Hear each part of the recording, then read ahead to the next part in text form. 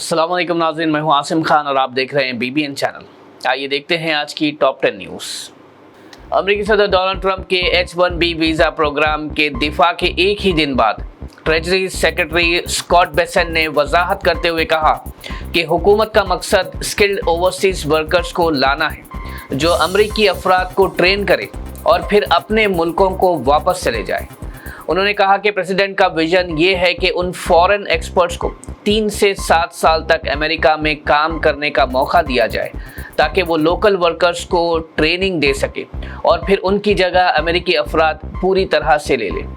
Besant ने कहा कि पिछले 2 दशकों में अमेरिका ने अपनी प्रिसिशन मैन्युफैक्चरिंग जॉब्स बाहर के मुल्कों में शिफ्ट कर दी थी, लेकिन अब ट्रंप चाहते हैं कि ये इंडस्ट्रीज दोबारा अमेरिका में कायम की जाए। तुर्की के वज़ीर ख़ारजा हाकान फिदान ने कहा कि गाज़ा में मुस्तकिल अमन के लिए एक इंटरनेशनल स्टेबलाइजेशन फोर्स कायम करनी ज़रूरी है जो सीज़फायर की जिम्मेदारी संभाले। उन्होंने कहा कि ये फोर्स सिर्फ फ़ौज नहीं बल्कि इंसानी और सियासी मिशन भी होनी चाहिए जो गाज़ा के लोगों की हिफाजत और मदद करे। हाकान फिदान ने दावा किया कि तुर्की ऐसे हल के लिए पूरी दुनिया के साथ मिलकर काम करने को तैयार है।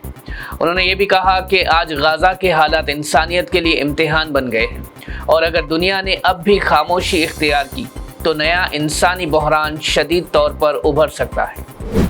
पाकिस्तान के डिफेंस मिनिस्टर ख्वाजा मोहम्मद आसिफ ने कहा कि उनका मुल्क भारत और अफगानिस्तान दोनों के खिलाफ 2 सिमती जंग के लिए पूरी तरह तैयार है।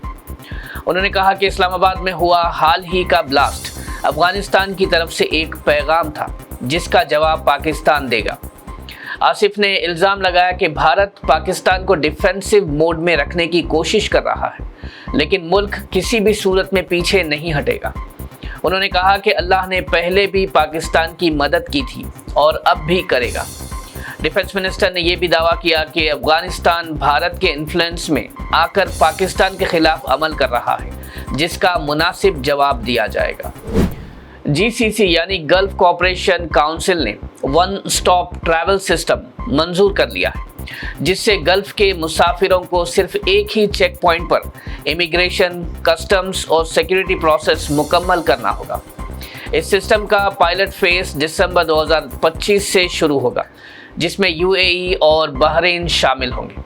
GCC के मुताबिक ये निज़ाम बाद में सऊदी अरेबिया, कतर, कुवैत और ओमान तक वसी किया जाएगा। माहिरीन के मुताबिक ये नया निज़ाम गल्फ के अंदर सफ़र को डोमेस्टिक ट्रैवल जैसा बनाने की कोशिश है जहां लोग एक मुल्क से दूसरे मुल्क जाते हुए मल्टीपल इमिग्रेशन चेक से गुजरने की ज़रूरत नहीं पड़ेगी। GCC के ऑफिशियल्स का कहना है कि यह प्रोजेक्ट रीजनल कनेक्टिविटी और टूरिज्म इंडस्ट्री के लिए गेम चेंजर साबित होगा। दिल्ली पुलिस ने कहा है कि रेड फोर्ट कार ब्लास्ट के मकाम से मिलने वाले DNA सैंपल्स डॉक्टर उमर उन नबी से मैच कर गए हैं जिससे उनकी ब्लास्ट में शामिल होने की तस्दीक होती है। इन्वेस्टिगेटर्स के मुताबिक डॉक्टर उमर एक ट्रेन मॉड्यूल का हिस्सा था जो मल्टीपल कार बॉम्बिंग्स और आर्म्ड अटैक्स की प्लानिंग कर रहा था। CCTV फुटेज से मालूम हुआ कि उसने फरीदाबाद से दिल्ली तक का सफ़र तय किया और रास्ते में 50 से ज़्यादा मकामात पर देखा गया। पुलिस ने कहा कि यह ऑपरेशन बड़े पैमाने पर प्लान हुआ था और एक दूसरा हमला 6 दिसंबर को अंजाम देने का इरादा भी था। अभी तक 8 दूसरे अफराद से भी तहकीकात जारी है जबकि एजेंसीज इस पूरे टेरर नेटवर्क के लिंक्स और फंडिंग सोर्सेस का पता लगा रही है। जम्मू एंड कश्मीर के CM उमर अब्दुल्ला ने दिल्ली ब्लास्ट की सख्त मजम्मत करते हुए कहा कि हर जम्मू एंड कश्मीर का रहने वाला टेररिस्ट नहीं होता बल्कि सिर्फ चंद लोग हैं जो अमन और इत्तेहाद को ख़राब कर रहे हैं। उन्होंने कहा कि ब्लास्ट जैसे वाक़यात इंसानियत के ख़िलाफ़ है और असल कश्मीरियों का ऐसे अफराद से कोई ताल्लुक़ नहीं। उमर अब्दुल्ला ने अपील की कि तहकीकात के दौरान बेगुनाह लोगों को परेशान ना किया जाए क्योंकि ये अमल इंसाफ और अमन दोनों के खिलाफ है। उनका कहना था कि मुल्क में अमन तभी कायम हो सकता है जब सब लोग मिलकर ऐसे एलिमेंट्स का मुकाबला करें जो मुसलमानों और कश्मीरियों की इमेज ख़राब कर रहे हैं।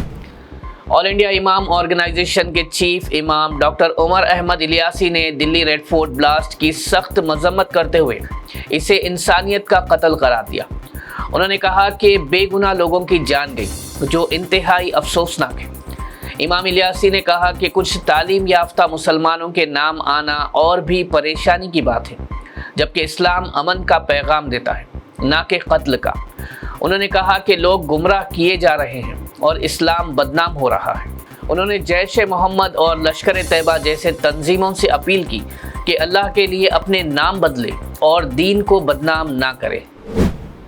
AIMIM चीफ असदुद्दीन ओवैसी को जॉइंट पार्लियामेंट्री कमेटी का रुकन बनाया गया है, जो उन कंट्रोवर्शियल बिल्स का जायजा लेगी जिसमें ये तजवीज़ है कि अगर कोई मिनिस्टर, चीफ मिनिस्टर या प्राइम मिनिस्टर किसी ऐसे जुर्म में 30 दिन तक गिरफ्तार रहे जिसकी सज़ा 5 साल या ज़्यादा हो, तो उसे उसके ओहदे से हटा दिया जा सके।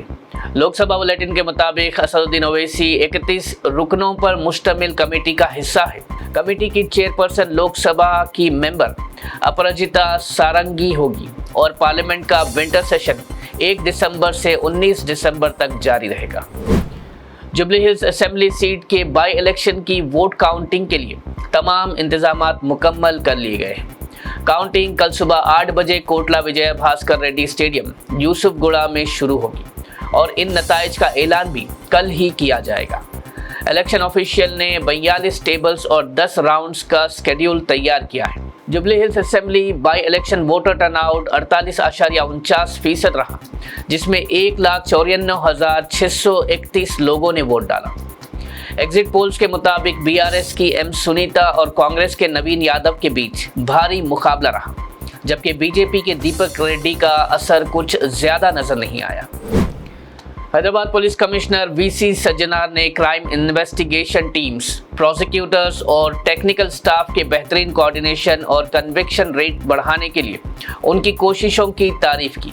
उन्होंने कहा कि पुलिस का असल मकसद सिर्फ मुलजिमों को पकड़ना नहीं, बल्कि कोर्ट्स में मजबूत सबूत के जरिए सजा तक पहुंचाना है। सज्जनार ने कहा कि कुछ अहम केसेस में पुलिस ने साइंटिफिक एविडेंस और डिजिटल प्रूफ के जरिए कानूनी कामयाबी भी हासिल की है। उन्होंने ऑफिसर्स को हिदायत दी कि हर केस में प्रोफेशनलिज्म और ट्रांसपेरेंसी बरकरार रखें, ताकि आवाम का भरोसा पुलिस पर मजीद मजबूत रहो। नाज़रीन, ये थी आज की टॉप 10 न्यूज़। देखते रहिए BBN चैनल। मुझे दीजिए इजाज़त। अल्लाह हाफिज़।